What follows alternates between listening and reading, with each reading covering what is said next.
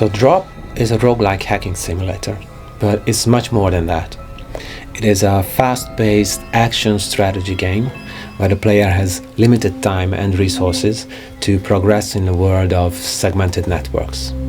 The game consists of so-called runs, where we have to break into secured networks of companies, of future companies and other organizations to obtain various data, install programs, or even disarm camera systems remotely.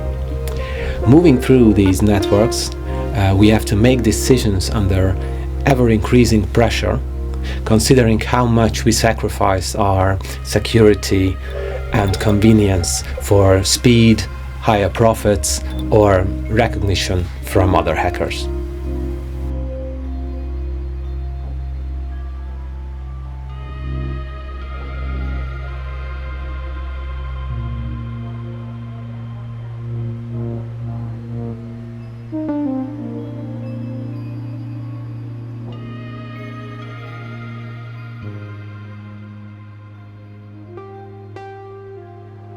Hello, my name is Viktor Juhász, and I'm the narrative designer and the writer on Drop.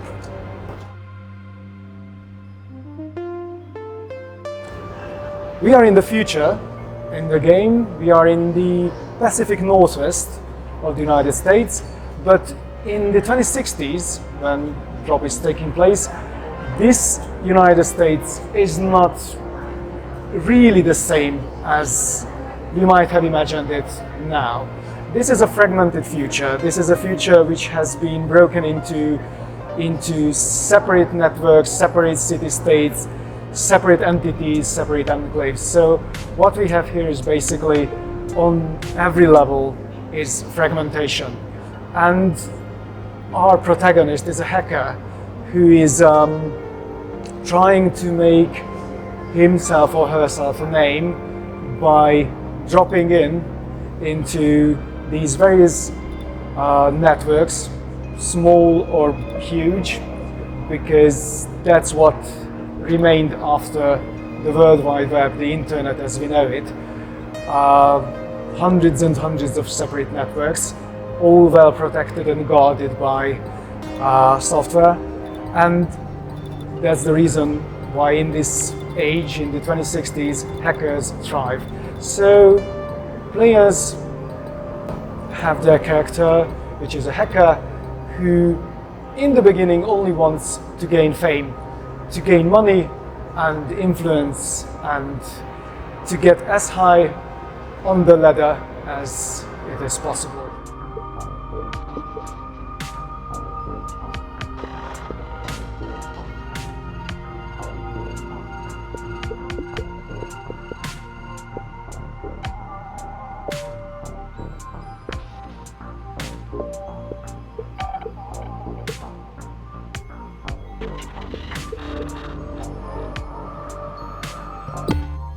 Our game is connected, of course, a bit to hacking games like Hacknet or Uplink, but our influences go much more deeper than that.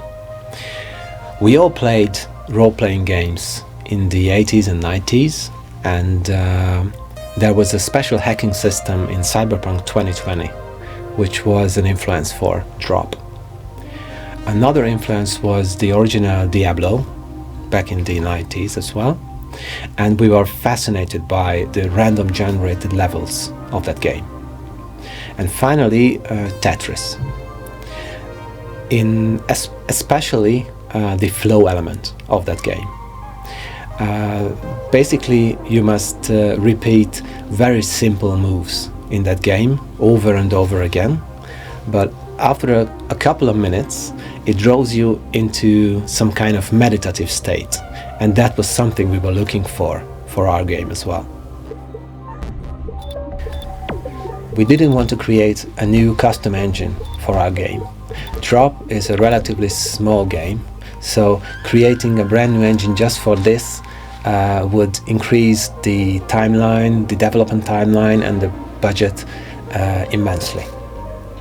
We chose Unity, and the main reason for that is that our brilliant lead programmer, has more than 10 years of experience in it.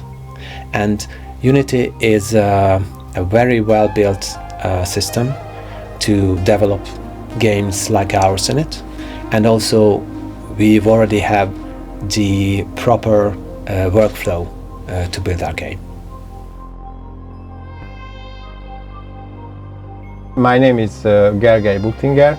I'm the music composer of the game Drop, what is heavily inspired by the early synthesizer music of 70s, 80s and 90s.